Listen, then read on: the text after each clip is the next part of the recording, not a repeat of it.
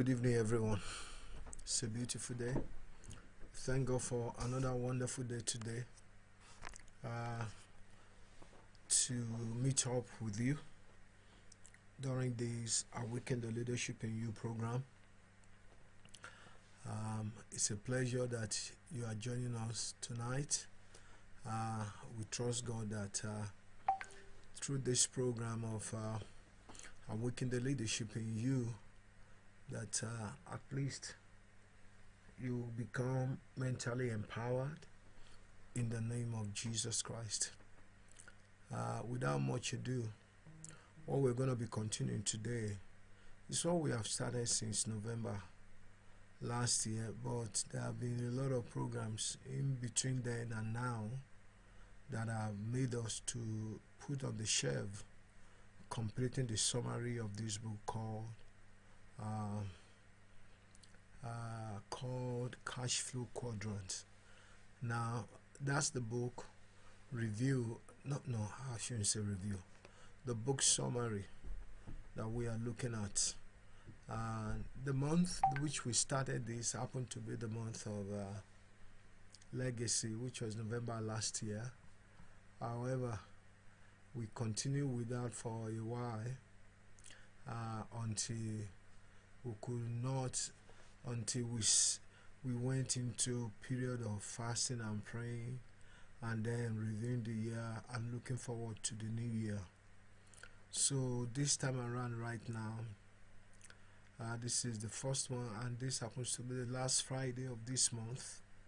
We have been looking at class where we only had one session last week, because prior to that we were praying. We had period of praying and fasting as a church. But last Friday we were able to start to look into the book itself, and we began by looking at I think two Fridays actually. The first Friday was started by Pastor Abiola, and last week I continued with it. Today I'm also going to continue. That makes about 3 weeks while we are still focusing on one book. However, I'm hoping that I'll be able to do a great justice to you today, because I actually want us to finish the book today. Even if you are not able to finish it, whatever you gain from it, I want to encourage you to go get the book, read the book, do yourself a good justice, read the book, and yes, find somebody to discuss the book with.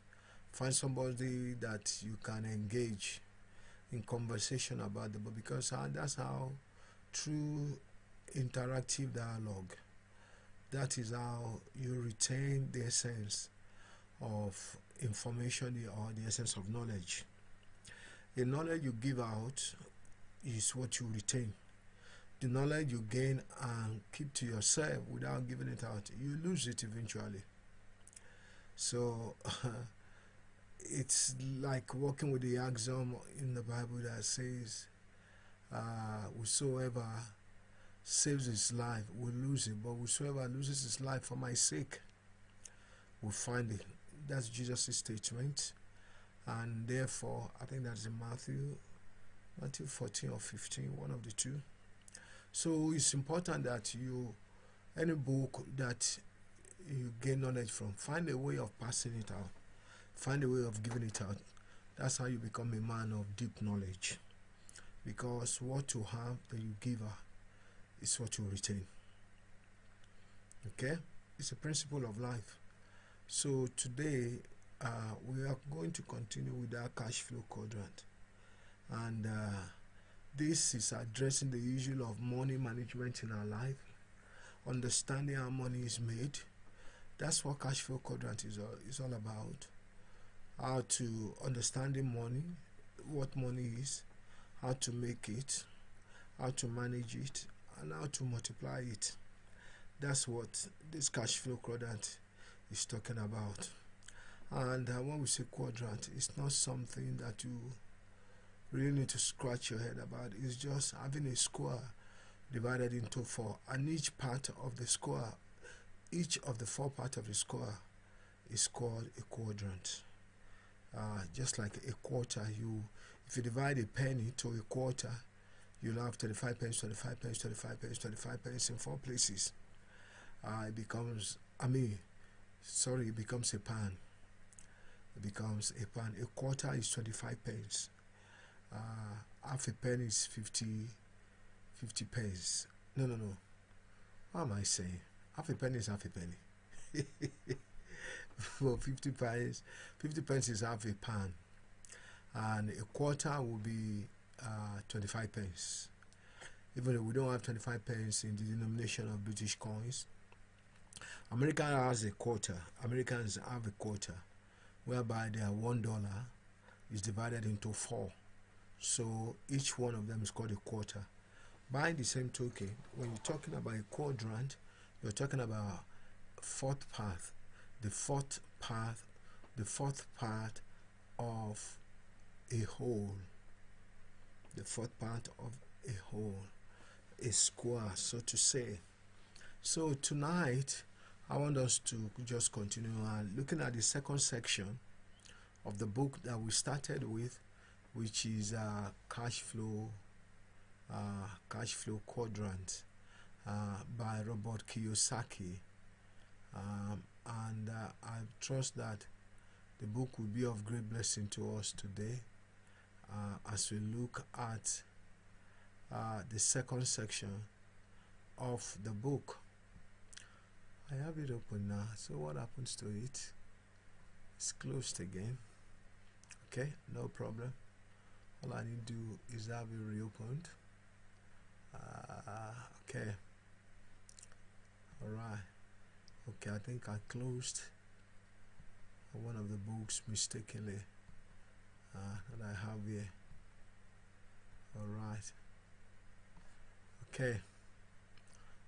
I'm going to do a lot of explanation as I give you the lowdown of the book. The book is jointly written by Robert Kiyosaki and Sharon Lechter. But we're not looking into their summary, the profile of the authors per se. We've done that one at the beginning of the summary of the book. Now let me just give you another rundown overview of the book. Central objective of the Cashflow Quadrant is that you cannot achieve financial freedom on the left side of the quadrant. The left side of the quadrant, as I showed to us last week, is signified by two letters, E and S. E stands for employment, S stands for self-employed. And the whole gist of this book is how you move from being an employed person or self-employed person to become a business owner. A business owner has a system that works for him, and that he or she employs people to manage different points of the system. So it is to move from the left side of the quadrant. The left side of the quadrant are the two squares within the two quadrants of employed and self-employed, and the right side of the quadrant are business owner and investor. So remember again that the Cashflow quadrant is just a representation of 4 ways people can generate their income. And no quadrant, truly, you have to have a starting point somewhere. So no quadrant is necessarily better than any other. However, if you are going to have financial freedom, you must move from the low level income earning quadrant to the higher level earning income quadrant, and which means you are not trading your time for money. Those who are in the employment contract trade their time for money, and those who are in self-employed contract also trade their time for money, because they think they own a business. No, but the business owns them, because if they are not there, the business falls apart. However, they can shift from just being a self-employed to set up a business and create a system that makes the business to run without them. with minimal supervision anyway. So the employment quadrant have a job. They are like people like us, being paid salary, janitors, president, or even president of companies. They focused on security, on pay, on benefit, and uncertainty.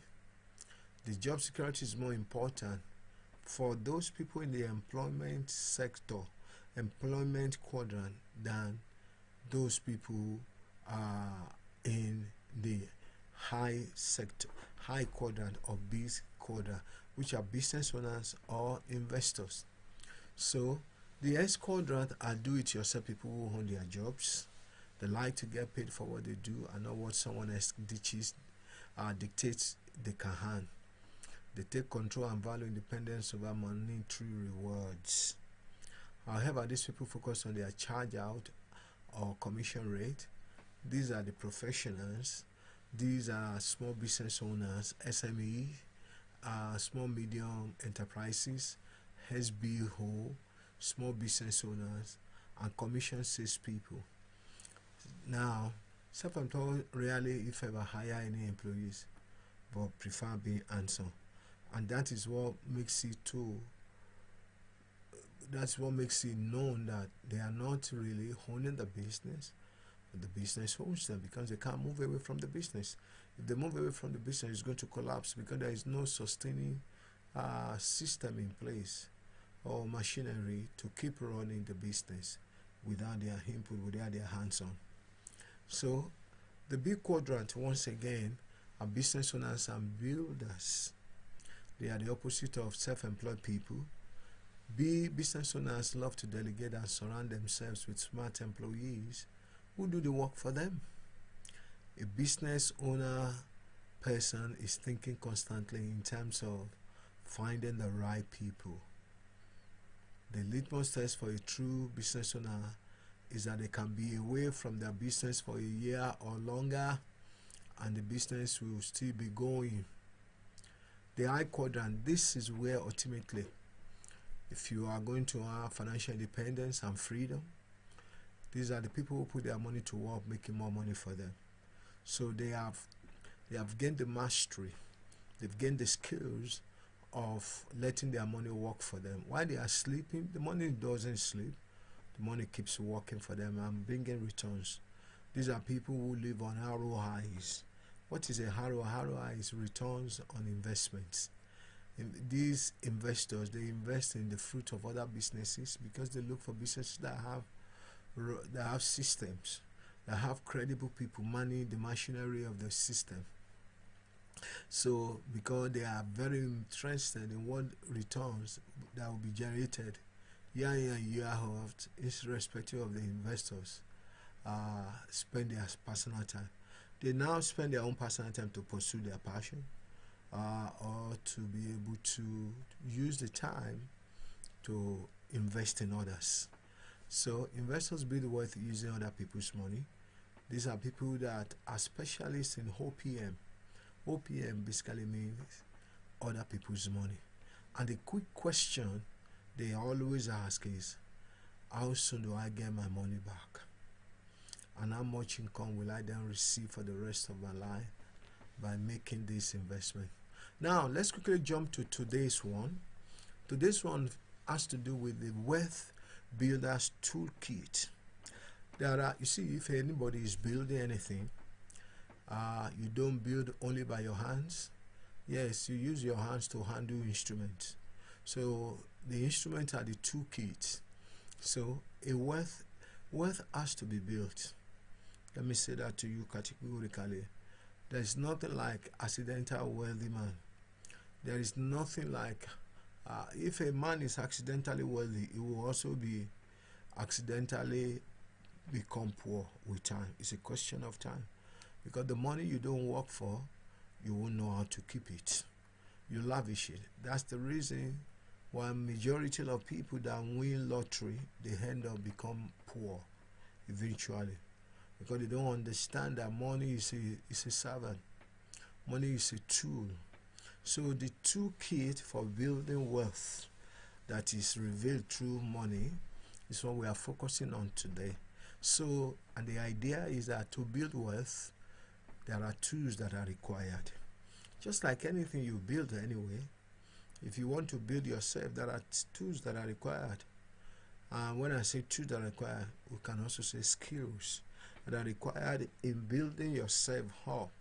And one of the key things in building yourself that you will know is time management. Apart from time management, you see also have to know how to manage your resources, managing how to prospect opportunities, how to prospect opportunities that come your way, how to look for opportunities, and if you can't see opportunities, how to create opportunities yourself. These are hinged on skills in the life of a wealth builder. However, we're just going to focus on 4 of the tools that are required to build wealth tonight. The first one is an appreciation for an understanding of the cash flow patterns of the poor, the middle class, and the rich. That's a lot insight into that. There was a cash flow pattern of those who are poor mentally, who are poverty mentality, poverty mindset, or of the middle class, or of the rich people. So knowledge about the 3 kinds of business systems that exist. There are business systems because the truth of the matter is if anything works, it works by system. It works by system. It doesn't work by accidental serendipity, accidental discovery, but it works by system. So working the system is what actually produces the wealth that we're talking about here. And thirdly, the ability to differentiate between the 7 levels of investors. That's quite interesting for you to know where you belong to in that category, in the 7 category of investors. And the 4th one, to have an understanding of the true nature of money, understanding money, and why you cannot see money with your eyes. So, now the cash flow patterns of the poor, middle class, and the rich shows that all of the income for the poor is used up in meeting their expenses. So therefore, they build no assets. Now we'll be using certain words here that need to be defined. We'll be using something asset. Asset are things, or asset are what you own that produce and that give you money, that turn out money into your hands every month. Liabilities are what takes money away from you month in, month out. So for the poor, the pattern of their cash flow is that as income comes in, expenses take them out. So both the asset and liabilities are zero. Yes, let's even say they are zeros, or their liabilities exceed their asset. At the end of the month, what they are earning is not enough to meet their expenses. However, as a result, they remain poor, because when you have a surplus of income after all your expenses have been taken out, that's when you can have a saving, and that's when you can prospect opportunities for investing. So, but let's see what the middle class looks like. Unfortunately, I could not get the slides ready, and I've been having difficulty with the slides, producing the slides for a while now, that I get discouraged, because as I finish doing the slides, I want to load it onto the Studio Pro software program that we're using, and it disappears once, twice, thrice. So I give up. If you know how to do it, you can contact me to see how you can help me, so that I can keep showing this on the screen. So middle class people have jobs that provide an excellent income, which is then used to buy houses. Hear this, so you can see whether you are a middle class person, or you are a poor person, or you are on the way to becoming rich. So middle class people with their excellent income, they use it to buy houses, big cars, and other lifestyle items which you can call toys. The more they earn, the more they spend on their assets, because their asset becomes all these things we have just mentioned: houses, cars, and boats. They buy machines, they buy. These are the things that make them glad, and they take on bigger mortgages, and they have so many finance commitments. So when you balance their income with their expenses, what you discover is that they have assets truly, but liabilities exceed their assets. Therefore, they are in debt, constantly in debt. They are in debt, and they are living the lifestyle of the rich, but without the cash flow to support it. Most of the things they have that they call asset are actually on borrowed terms. And if they're on borrowed terms, if anything should happen to them, that they kick the bucket or die, then the asset will disappear. And at the end of the day, you discover they don't actually own anything. Now, the rich, in contrast, think only in terms of assets that generate cash flow in the form of capital gains, dividends, rental income, royalties, and residual income from businesses. See the different in mindset. I think it's time you move away from the mindset level. I've come from the middle class level. I moved to the rich people's level, whereby you are only thinking of assets that produce money. Sometimes it may be by way of borrowing for you to get the asset, because there are two kinds of borrowing. You have the capital debt, and then you have the consumer debt.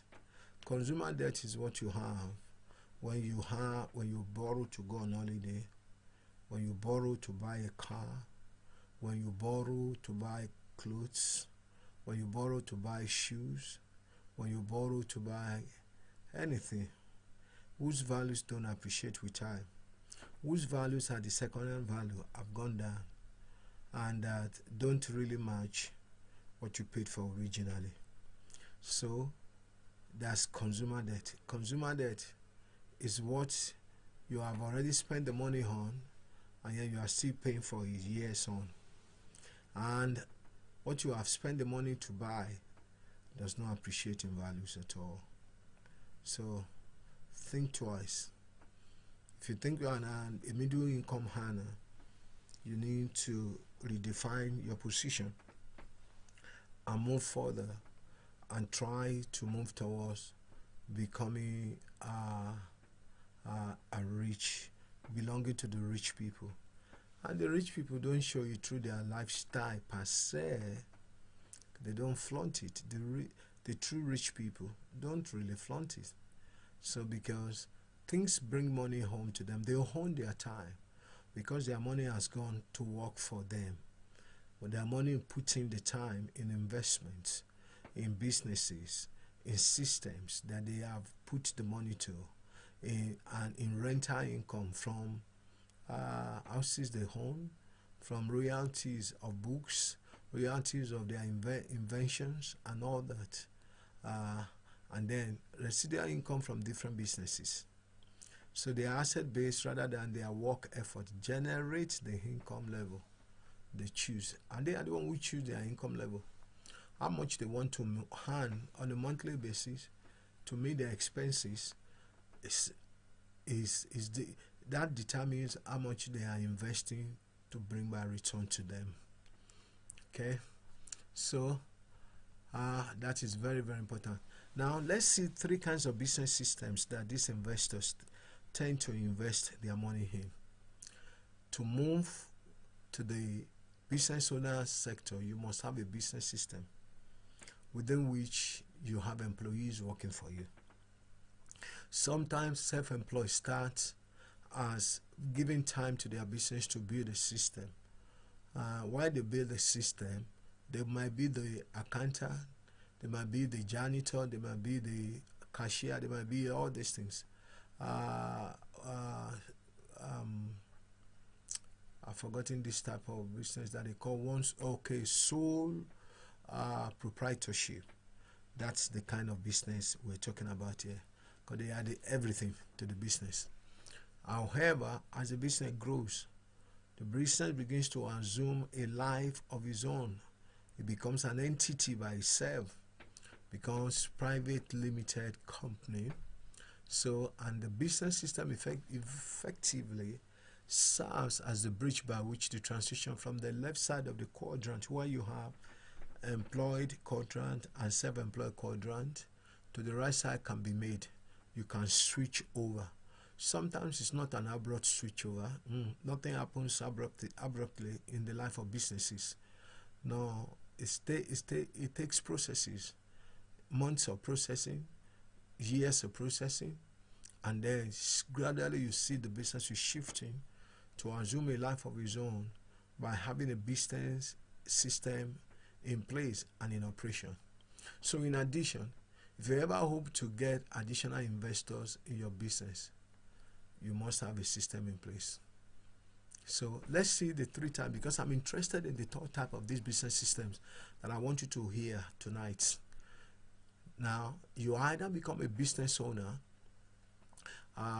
from self-employed by start a corporation that owns the system. The best way to achieve this is to follow the advice of a mentor, someone who's already been there and done that. They can tell you what to avoid, what's likely to work best, and so on. Don't just take advice at face value. However, still do your own homework. And sometimes there may even be times when a well-meaning mentor's advice should be ignored when you are trying to start a corporation that owns a system. Every corporation needs to have a system to run. Secondly, another way of moving to the business owner section or business owner's quadrant is to buy a franchise that is someone else's system. And we have a lot of them around here in the United Kingdom. I'm not sure how it works out in the third world, but in the Western world, in the likes of America and Britain, when you look into the fast food sector, you see a lot of franchises. People buy into the franchise. In fact, the franchises to own a franchise of any of these fast food companies takes a lot of money. A friend of mine was trying to ask, how much does it take to have excuse me please, to have a McDonald's franchise? It costs about £200,000, and that also depends on the location. Over £200,000. Can you imagine that? But McDonald's, Subway, KFC, Domino Pizza, Pizza Hut, they are hot cakes. They are cash cows. They are cows that produce cash day in, day out. Now, thank God that pandemic is being rolled up, and we have come to the end of it. So people go back again to eat out. So you buy a franchise. That's the second way of creating or a business system or owning a business system. By buying a franchise, you get access to a system which has worked for other people. And in actual fact, is that holds an attraction to you, the fact that it's worked. And you can see that multiples of them, of such a franchise, has been rolled out into the public space. And you see the how people patronize the businesses, like McDonald's. I could remember just at the tail end of the pandemic last year, you will see queues of cars waiting to buy McDonald's, and that's in Leegrave in Luton, here where I live. Where I work. You see, and you say, wow. Some people just love to go and donate to Big Mac, to donate to McDonald's. That's where the cash comes from. That is the McDonald's itself. That's a cow that is producing the cash. So now, if you buy a franchise, You get access to a system which has worked for other people. Your challenge then becomes more narrow. You don't have to worry too much about it because all the processes for the franchise are already in place. You just have to put the right people in place to work the system for you. If you do buy a franchise, work the system though exactly like it is suggested. Don't try and do your own thing using parts of the franchise system and parts based on your ideas. You are much better off starting your own corporation from scratch if that idea appeals to you.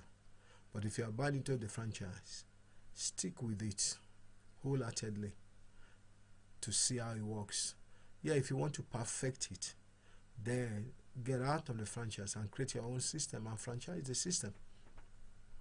This last one, the third business systems that you can be part of or that makes you a business owner, is the idea of becoming part of a network marketing. People don't want to hear anything about network marketing, but the truth of the matter is that the whole of life is about networking. Yeah, they say it's multi-level marketing, MLM, or network marketing, NM. Listen, the whole of life works on hierarchy and it works on networking. And networking marketing is a system that is already in operation. Network marketing is like becoming a part of a well-known franchise system for a low entry fee. That is it. There are staggered entry points in network marketing, and what makes it easy is a low barrier to enter into the network marketing. I know of some that if you look at the range of entry into that network marketing, you see $300, you see $500, you see $1,000, you see $5,000, you see $10,000, you see $25,000.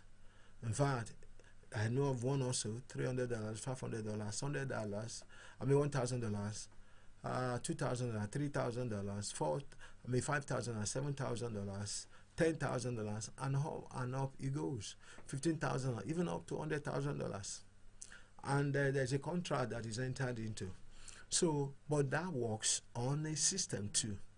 It's networking. The entry threshold that is so low gives anybody that may consider himself poor or even consider himself a middle class earner to come in and build the system and build the business.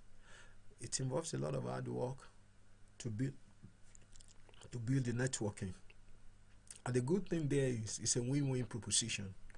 Yes, the people whom you bring into the work gains, and you gain from them, and they gain from you. So you have to overcome your fear of being rejected, because if you want to talk to people, and if you don't want to build the system, you stay in one spot, you grow, but it takes longer for you to grow through your networking to the next level and the next level and the next level. So you have to overcome your fear of being rejected. You have to learn how to lead and motivate people. The good thing about network marketing is the leadership program embedded with it. In choosing a network marketing scheme that you want to get involved with, you first have to look for a program that fills 5 criteria. And I'm going to list the 5 criteria that you are going to be looking for if you want to join a network marketing. And there is quite a number of them about now, but some are credible, some are not credible. And it's good to do your due diligence to know which ones are credible. Some that look credible, sometimes in the middle of the ocean, they topple over. And when they topple over, yeah, you have a loss, but that should not discourage you from looking for other ones that are credible and trustworthy. So 5 key criteria that you might need to look for when you are looking into network marketing. Remember, you want to become a business owner, so you are buying into an existing system. Now, those 5 criteria are that first, they have a long track record of success. How long is a long track record of success? I would say 3 years, 4 years, 5 years. They are long track record. 2 years also is not that bad. But if it's 6 months, 1 year, I'll be a bit worried with that. But then if it's 2 years, 3 years, even 1.5 years is not that bad. 2 years, 3 years, 4 years, 5 years, 6 years, 7 years, 8 years, 9, 10, that's credible. That means they have a proven track record of success. Secondly, you have to believe in the business opportunity being offered. If you don't believe in it, you won't be able to tell others about it. Because though it's a network marketing, but it's a business you are owning. You are building an organization based on an existing system. So, thirdly, you have to incorporate long-term educational programs to understand the in and out. What I found out about most people that are going to network marketing, they want somebody else to do the reading for them. They want somebody else to do the due diligence for them. Without them trying to get to know about where they are putting their money into. And it's important that you get to know where your money is being put into so you are able to defend if any question is asked about that, about the business. You are able to confidently give a narrative of the business setup and the business mechanism, how it works, how the machinery works, and how it's delivering from you. How it's delivering from you. Sometimes some of this network marketing, because of the financial input that is involved, and sometimes that regulators are very hard on some of these things, so they tend to change it and don't call it business system per se, but they say it's membership thing. But when you look at when you look at the whole outlook, it's nothing but a business system, a network marketing system in place. So, but what you must also understand is you must look for, as part of the criteria, 5 criteria, Criterion 3 is for you to look into the long-term educational programs that the network marketing system involves. The leadership program, mostly that's what it's called, the leadership program, how to lead and motivate people. Fourthly, they offer a strong mentor program. When we say strong mentor program, it means your upline is able to answer questions. When you become an upline to somebody else, you must be strong to be able to offer help to your downlines too. That's what that strong mentor program means. And lastly, they have attracted people you respect and like. You see, that's where networking comes. All of us are influencers, whether we like it or not. I'm an influencer. Those that are under me are also influencers. They are influencing those that are under them.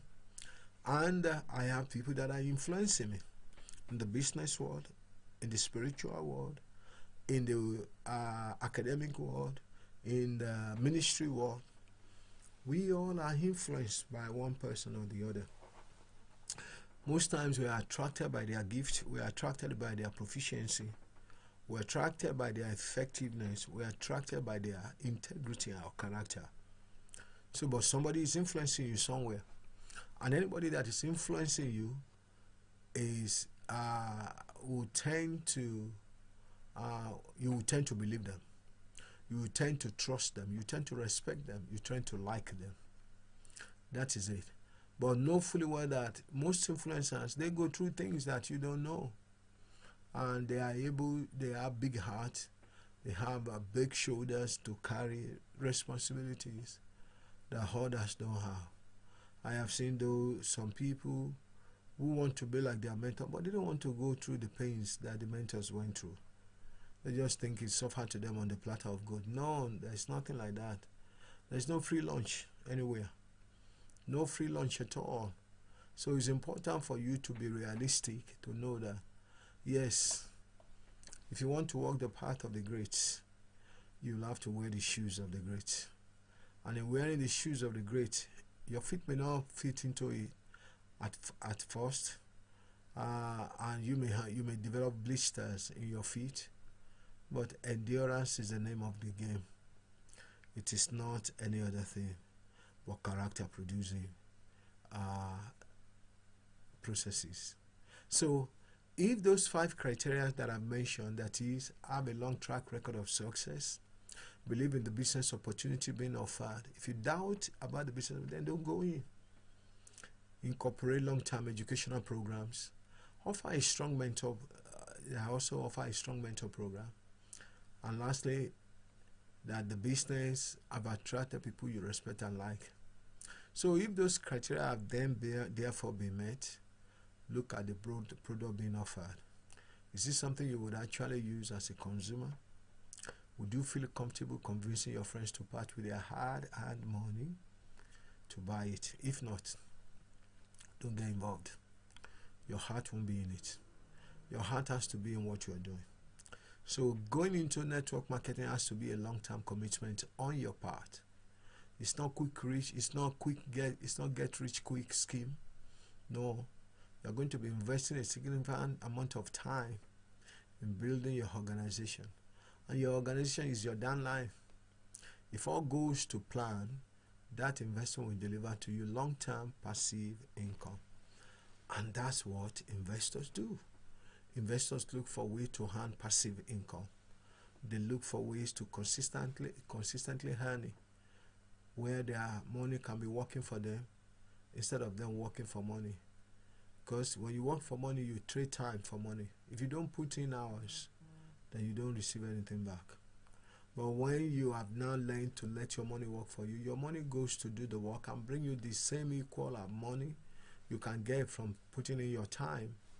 And that means passive income. Your money is the one doing the work.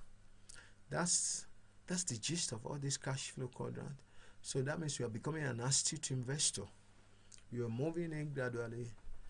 You are building yourself up gradually to have a credible and trustworthy way of earning income. So remember, these 3 business systems are simply bridges from the left side of the quadrant, where you have employed quadrant, employed quarter, and self-employed quarter. You are now moving to business owners quarter and investors quarter. They don't represent the final destination of the anticipated final outcome you will achieve, right? However, they provide a path you can follow to move towards financial freedom. Now, let's look at the 7 levels of investors. Start from 0 up onto the 6th one. So, level 0, investors. If you have now come into the investors quadrant, investors quarter, you may have entered it at a 0 level, nothing to invest. You say, I could remember talking to a company about, they do all this advertisement on YouTube, those interruptions that come when you are listening to messages or you are listening to teachings, and they say, I'm a property developer, blah blah blah blah blah. I started from 0, blah blah blah. All those ones are gimmicks. At the end of the day, they say, attend their seminar, pay 1,000, so, pay 300, pay 400. They say, I thought you said it's 0. But truly, in life, nothing goes for nothing. There's no free lunch anywhere. However, as an investor, these people that are at 0 level, because you start from 0 level to 6th level, 7th level, which is level 6. Now, on 0 level, level 0 that you enter with nothing to invest, these people spend everything they make. They know very little about how to invest. About 50% of the adult population are level 0 investors. Isn't that true if you check yourself? Except in the past few years, some of us are learning to know what is it about investment. And our language is changing. But majority of adults, 50% of adults, don't know anything about investment. They only know how to spend, but they don't know how to invest to bring money that they can spend. Because when you are earning hard, when your money is working for you, you don't want that money to fritter away. You don't want it to finish. You want to reinvest and invest and invest. So you caution yourself on how you spend. When you look at your money, you see it's not going to bring in anything to you, or it's not going to achieve your aim, give you the emotional satisfaction or mental satisfaction you're looking for. You hold back. you hold back. Now, on the second level, which is level 1 now, borrower's level, that's level 1 of investment. Now, these people think they can solve any financial problem by borrowing more. Everything they own has debt attached to it. These people expect the value of their main asset, their house, to continue to rise indefinitely. Indefinitely.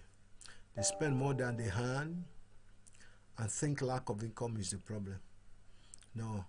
But you see, the truth of the matter about borrowers is this.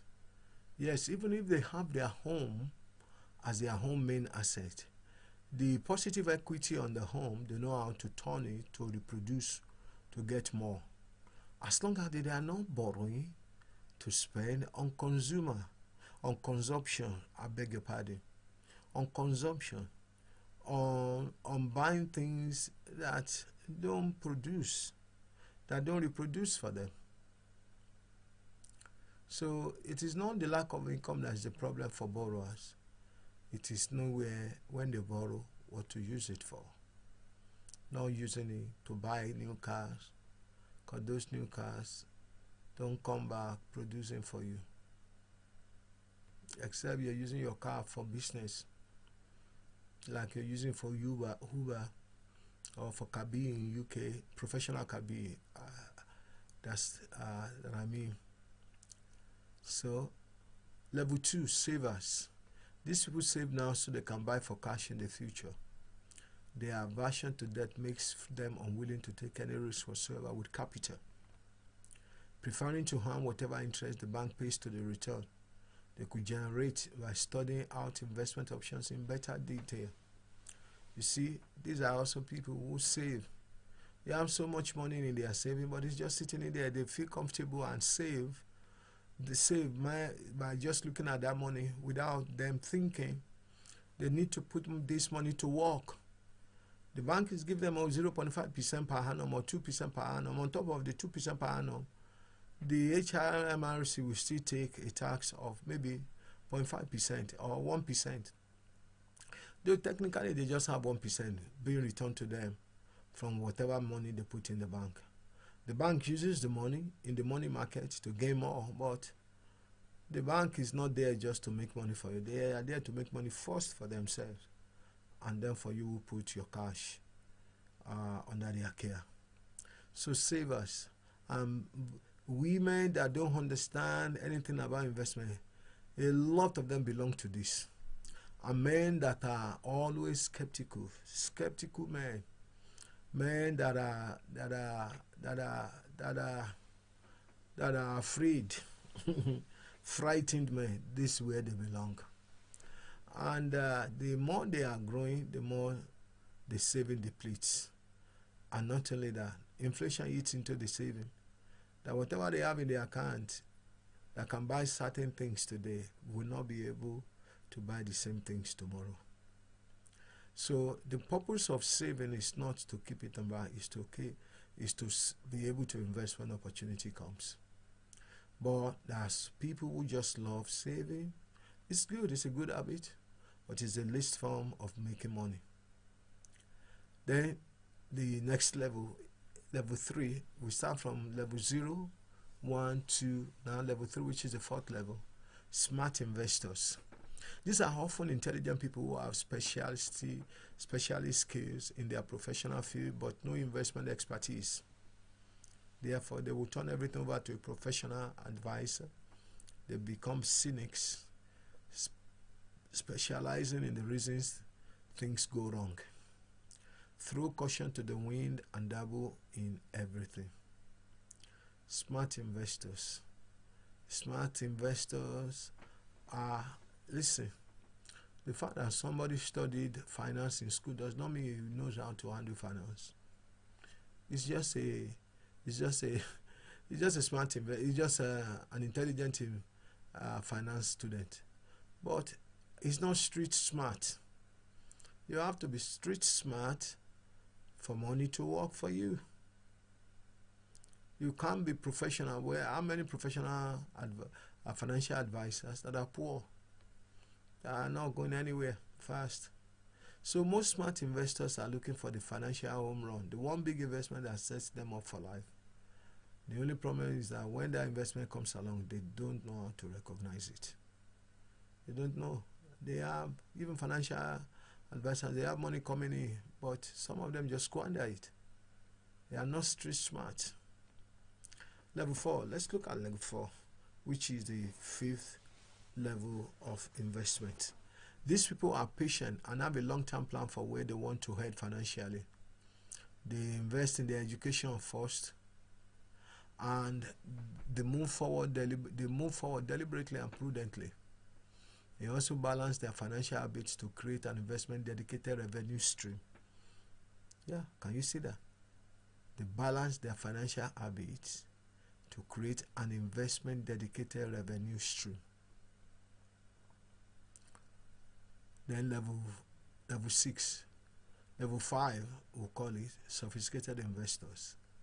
These people are financially savvy and street smart. They understand the purpose by which investments are packaged and assemble their own investments. They also know how to effectively structure investment for the minimization of tax liability. They have allocated their investment according to risk and fine-tune their respective weightings between those allocations frequently. They keep reviewing their investment portfolio. Lastly, the 7th level, the capitalist level. These people make money by orchestrating other people's money, OPM, other people's money, other people's talent, and other people's time, OPT, other people's talent and other people's time. In doing so, they create investment opportunities for themselves and for other people to buy into. They create jobs, create wealth, and make things happen. To cross to the right side of the quadrant, you must first develop your skills as a level 4 investor. That is long-term investors. No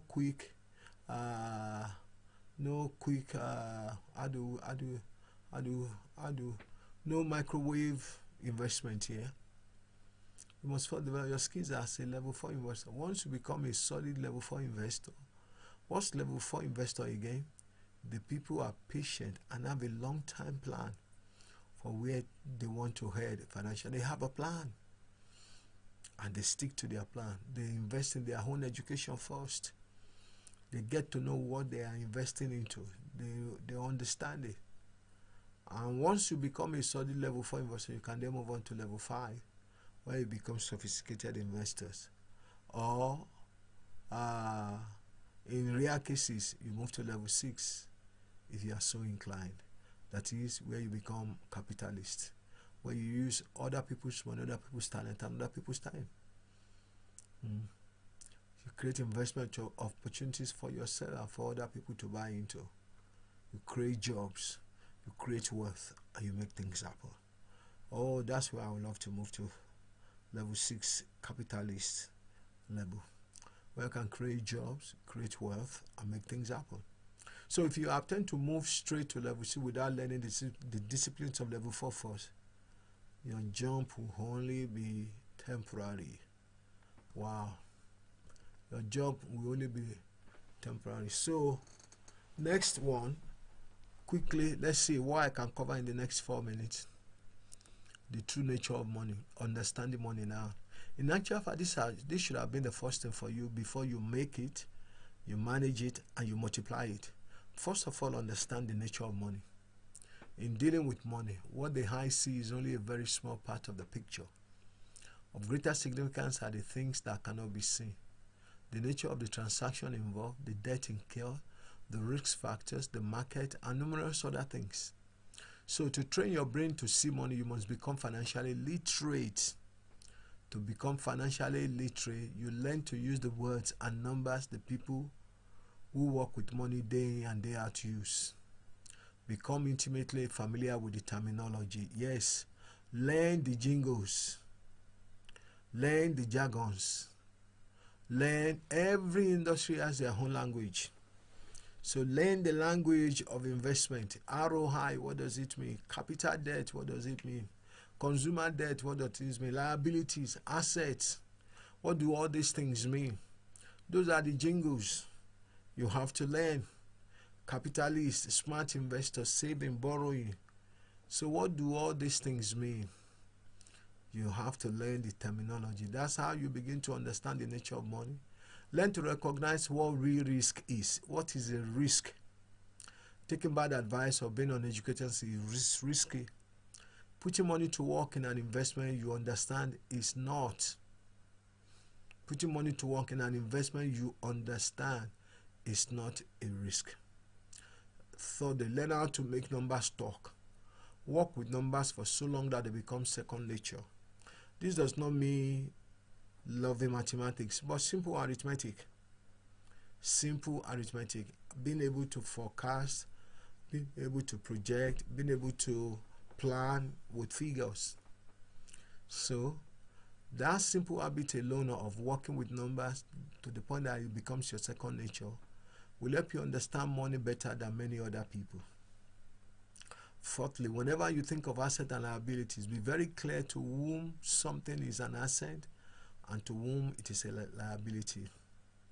For example, a house with a mortgage is an asset to the bank that lend the money and a liability to the person paying off the mortgage. Can you see that? We own a home, until you finish paying for that home, you haven't owned a home yet. It still belongs to the bank. Always draw a balance sheet and figure out who is coming out ahead whenever you consider a financial transaction. Fifthly, keep in mind the objective of the game of business is to get people indebted to you. If you don't understand that simple rule, you will find yourself becoming indebted to people all over that place. Keep in mind the objective of the game of business is to get people indebted to you. Anytime you take on any debt or assume any risk, make certain you are getting paid to do so. Otherwise, don't. Always separate financial facts from opinions. Many people spend their whole adult lives working on the premise suggested by somebody else's opinion, like investing is risky. You should diversify your investment. They have a big house. They must be rich. Find a secure job and stay there all your life. There is not enough money for everyone to be rich. I dropped out of college, therefore I will never be rich. All those are lies. The difference between facts and opinions is clear-cut and simple. If you can verify something with numbers, it is a fact. Everything else is an opinion. Okay? Key thoughts, and I round up with this. And I'm glad I'm able to cover these whole sections. Your profit is made when you buy, not when you sell. Therefore, be certain that whatever debt or risk you take on makes sense from the day you buy it. Whether the economy gets better or worse, a good deal has to make sound economic sense in good times and in bad. Lastly, Robert Kiyosaki in the same book Cashflow Quadrant says, there is no difference between a person who bets on horses and a person who picks stocks. Never be the person who buys stock. What you want to be is the person who creates the stock that brokers sell and others buy. Numbers reduce your risk. That's how we have come to the end of today's cash flow quadrant. I hope you understand the key gist of what this has been for you tonight, and I hope by the grace of God that you are getting something out of this. From next month, we're going to start a new system of Awaken the Leadership in You. It's still going to be a summary of a book, but the summary of the book that we are going to be using is going to be tied to the theme in our church. Like this month is the month of purpose. The book we should have been using for this month should be a book on purpose. Next month is the month of planning, and the following after is the month of the pursuit of the purpose. Or the pursuit of your purpose in God. So pursue the pursuit of the planning of your purpose also. Something like that. PPP. Not PPPI. So from next month, I'm going to be looking for books that will help us, even if it's just one book, we summarize in a month, but accentuate what we're learning in church. So next month is the month of planning. I will be looking for a book that we will go through that will help us to understand. So what you are hearing on Sunday together with Friday will corroborate one another. Thank you for joining me tonight. Hoping to see you in the church on Sunday, 11 a.m. to 12:30 p.m. It's going to be great. Our anniversary comes up on the 11th of February to the 13th of February. So please plan to join us in our church here in Kingdom Arena, Luton, as we celebrate the faithfulness and the awesomeness of our God for the past 16 years of starting Kingdom Arena. We haven't reached where we are going, but we have led the harbor. Maybe slow, but it's steady. And we thank God who is leading us, the captain of our salvation. Thank you for joining me tonight. God bless you. Good night.